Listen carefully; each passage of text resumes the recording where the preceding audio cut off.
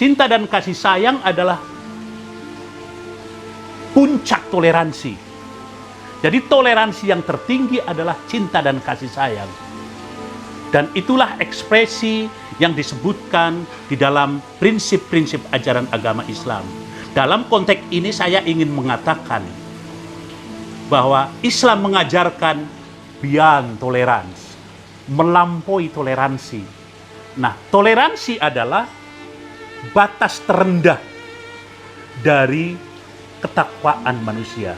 Maka toleransi adalah kemungkinan yang membimbing kita kepada takwa kepada Allah Subhanahu wa taala sebagaimana yang disebutkan dalam ayat pertama sebagai prinsip pluralitas itu tadi yang berbunyi inna akramakum indallahi atqakum. Assalamualaikum warahmatullahi wabarakatuh.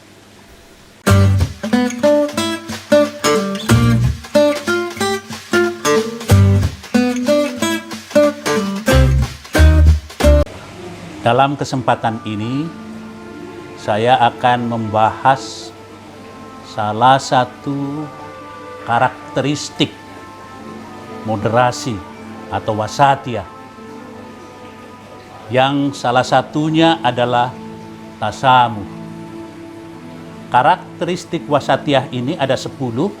Yang pertama tawasud, tawazun, iktidal, tasamuh, musawwa, syuro, islah,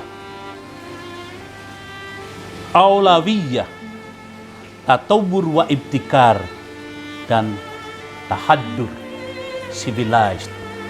Saya akan membahas tasamuh, yaitu toleransi. Toleransi dalam Al-Quran dicontohkan. Toleransi dalam keluarga misalnya, dalam surat Al-Luqman ayat 15 yang berbunyi wa in jahadaka ala an tusyrika bi ma laysa laka bihi ilmun wala tuti'huma wa shahibhuma fid dunya ma'rufa, yang artinya jika engkau dipaksa oleh orang tua untuk musyrik kepadaku dan engkau tidak memahami apa alasannya, maka janganlah dipatuhi. Akan tetapi perlakukanlah mereka dengan ma'ruf. Sahabatilah mereka dengan ma'ruf, dengan kebaikan. Toleransi ini dicontohkan agar kita tetap menggauli, memperlakukan orang tua dengan baik. Bil ma'ruf, yaitu salah satu bentuk toleransi di dalam keluarga yang diajarkan di dalam Al-Quran. Al-Quran juga memberi contoh agar kita bertoleransi di dalam masyarakat. Di dalam masyarakat kita diajari agar kita dermawan. Dermawan artinya moderasi antara kikir, bakhil, dan boros. Moderasi. Ini adalah bentuk toleran kepada orang lain, yaitu kita diperintahkan agar kita membagi sebagian harta kita kepada orang lain, terutama kepada orang-orang miskin, anak yatim piatu, dan dulu diajarkan termasuk tawanan-tawanan kita agar kita memberikan makan. Bahkan makan ini diajarkan agar memberinya sebagai manifestasi dari cinta dan kasih sayang. Cinta dan kasih sayang ini juga disamakan atau disejajarkan dengan toleransi dalam bukunya Fathullah Gulen, Toleran is Love. Jadi cinta adalah toleran atau toleransi adalah cinta. Dan ayat ini wa yut'imuna ta'ama ala hubbihi miskinan wa yatiman wa asiro adalah manifestasi dari toleransi yang diajarkan oleh Al-Quran, yang diperintahkan kepada kita semua untuk memberikan sebagian dari harta kita atas dasar cinta dan kasih sayang. Itulah dua contoh di dalam toleransi, baik di dalam keluarga maupun di dalam masyarakat. Di dalam Al-Quran juga diajarkan yang merupakan prinsip-prinsip toleransi di dalam ajaran Islam. Yang pertama adalah prinsip kebinekaan, prinsip pluralisme, prinsip at-ta'adudiyah, yaitu prinsip yang mengajarkan bahwa kita harus toleran. Karena itu toleran menurut ajaran Al-Quran adalah semacam sunatullah, kehendak Allah, bahwa Allah telah menciptakan pluralitas, kebinekaan, justru agar kita untuk bisa saling menghormati, mengakui, menghargai, dan bahkan mencintai, untuk menciptakan masyarakat yang harmoni dan damai. Sebagaimana disebutkan dalam surat Al-Hujurat ayat 13. Ya ayuhan nas, inna khalaqnakum min dzakari wa unsa wa ja'alnakum syu'uba wa qabaila lita'arafu. Yang artinya, wahai manusia, manusia itu humankind, seluruh manusia, apakah berwarna hitam, putih, ras apa, dan dari bangsa apa, semuanya dipanggil. Bahwa Allah menciptakan itu dari tidak ada, menciptakan mereka dari Adam dan Hawa, kemudian menjadikan mereka bersuku-suku, berbangsa-bangsa. Untuk apa? Agar mereka saling bertoleransi. Di dalam Al-Quran disebutkan lita'arofu, yaitu untuk saling mengenali. Karena di dalam moto kita, kalau tidak kenal maka tidak cinta.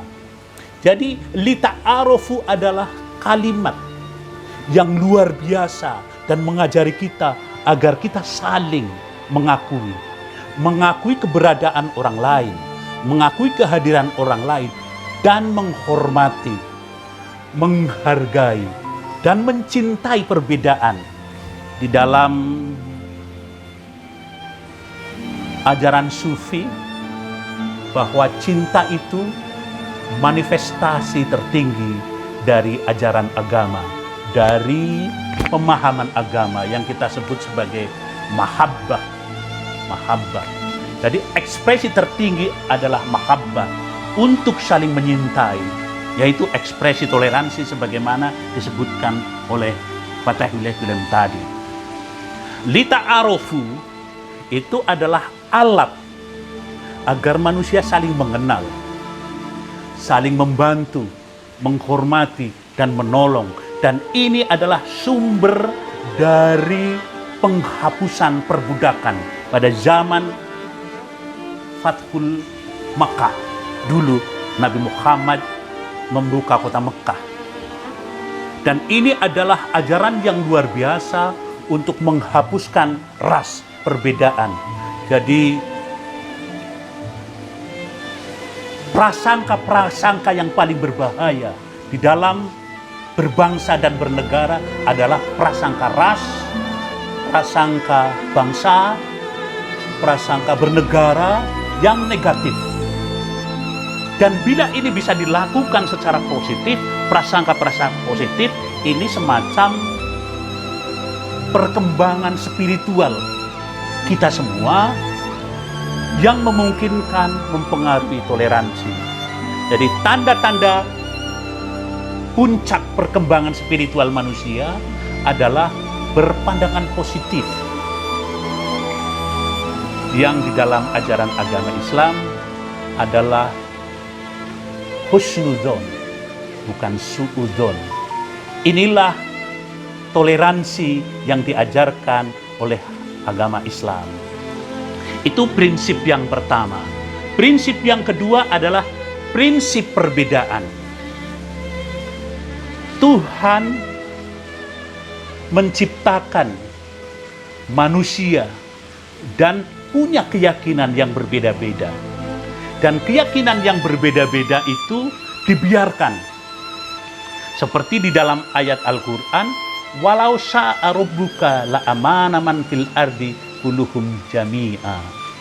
Afa anta tukrihun nas hatta yakunu mu'minin. Jika Allah menghendaki agar kamu semua beriman, pasti itu terjadi. Tetapi Tuhan tidak memaksakan agar kita semua beriman kepada yang sama. Karena itu ayat ini juga menunjukkan bahwa Islam sangat menghormati toleransi, bahkan toleransi di dalam keyakinan, toleransi di dalam kepercayaan. Karena itu diajarkan di dalam ajaran agama Islam untuk berdialog jika kita memang ingin mempromosikan dan mengajak orang lain untuk beragama seperti yang kita yakini. Misalnya di dalam ayat Al-Quran berbunyi, ud'u ila sabili rabbik bil hikmah wa mau'izatil hasanah wajadilhum billati hiya ahsan. Jika kita ingin mengajak ke jalan Allah itu bisa dimaknai sebagai moderasi. Misalnya, ihdinas siratal mustaqim. Siratal mustaqim adalah golden way, jalan lurus. Jalan lurus adalah jalan tengah, middle way, yang kita sebut di dalam Al-Quran wasati.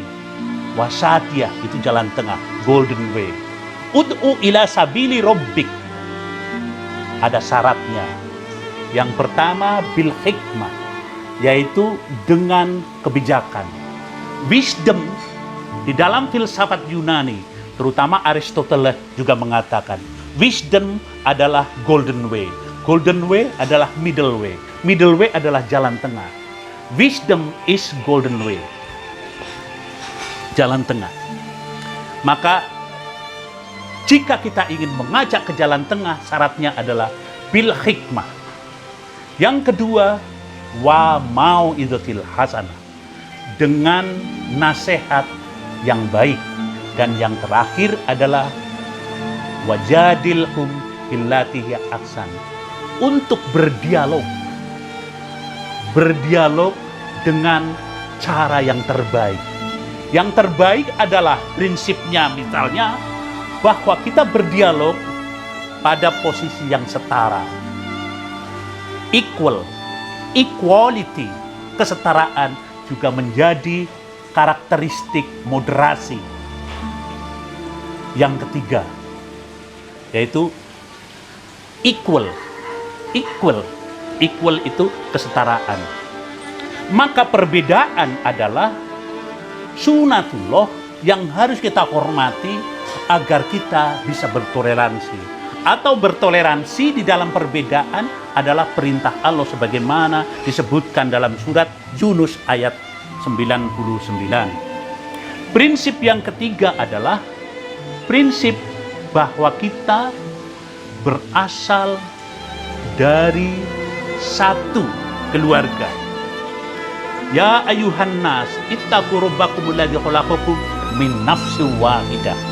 Sebagaimana di dalam Hujurat itu juga dari keluarga yang satu, yaitu keluarga Adam dan Hawa. Di sini juga disebutkan dari keluarga yang satu, bahwa kita berasal dari keluarga yang satu, punya martabat yang sama. Kita dilahirkan dalam keadaan yang sama dan martabat yang sama dan berasal dari keluarga yang sama, yang kita sebut sebagai Adam dan Hawa. Itu keluarga kita yang pertama. Dan ini menjadi prinsip dasar atau akar toleransi di dalam agama Islam. Dan prinsip yang keempat adalah prinsip martabat manusia. The principle of human dignity. The dignity of humankind. Jadi Tuhan, Allah Subhanahu wa Ta'ala telah menciptakan manusia dalam keadaan yang terhormat. Sebagaimana disebutkan di dalam ayat suci Al-Quran, walaqad karomna bani Adam, dan kami telah memberikan kemuliaan yang berupa martabat manusia. Walaqad karomna bani Adam adalah Allah Subhanahu wa Ta'ala telah memberikan martabat. Jadi secara intrinsik manusia diciptakan dalam keadaan sama dan dari yang satu, dalam martabat yang sama. Karena itu sudah selayaknya kita menghormati kelahiran manusia yang sama dan satu dalam penciptaannya, sebagaimana disebutkan dalam surat Al-Isra ayat 70 itu tadi, walaqad karomna bani Adam. Dan bahkan ada ayat yang lain yang disebutkan bahwa Allah Subhanahu wa Ta'ala menciptakan khalifah di atas bumi yang berbunyi, wa id qala rabbuka lil malaika ini ja'ilun fil ardi khalifah. Ini adalah semacam amanah yang diberikan kepada manusia untuk memberikan semacam kebaikan, al-ma'ruf, dan cinta. Sebagaimana Nabi Muhammad memang diutus, wa ma arsalnaka illa rahmatan lil alamin, agar Nabi Muhammad diciptakan untuk menyebarkan cinta dan kasih sayang. Cinta dan kasih sayang adalah puncak toleransi. Jadi toleransi yang tertinggi adalah cinta dan kasih sayang. Dan itulah ekspresi yang disebutkan di dalam prinsip-prinsip ajaran agama Islam. Dalam konteks ini saya ingin mengatakan bahwa Islam mengajarkan beyond tolerance, melampaui toleransi. Nah, toleransi adalah batas terendah dari ketakwaan manusia. Maka toleransi adalah kemungkinan yang membimbing kita kepada takwa kepada Allah Subhanahu wa Ta'ala, sebagaimana yang disebutkan dalam ayat pertama sebagai prinsip pluralitas itu tadi, yang berbunyi inna akramakum indallahi atqakum. Dari pertama, ya ayuhan nas inna khalaqnakum min dzakari wa unsa wa ja'alnakum syu'uba wa qabaila lita'arafu, agar kalian bertoleransi. Setelah bertoleransi, inna akramakum indallahi atqakum.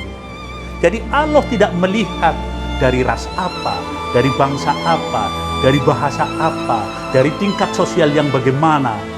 Itu tidak dilihat oleh Allah Subhanahu wa Ta'ala. Tetapi Allah menilai derajat manusia dari ketakwaannya kepada Allah Subhanahu wa Ta'ala. Inna akramakum indallahi atqakum. Jadi saya melihat di sini bahwa ketakwaan dan toleransi itu ada benang merahnya. Nggak mungkin orang-orang yang bertakwa itu tidak toleran. Maka puncak perkembangan spiritual manusia adalah salah satunya toleran. Maka saya ingin mengatakan sebagai seorang pendidik bahwa hasil tertinggi dari produk pendidikan adalah toleran. The highest product of education is tolerance. Wassalamualaikum warahmatullahi wabarakatuh.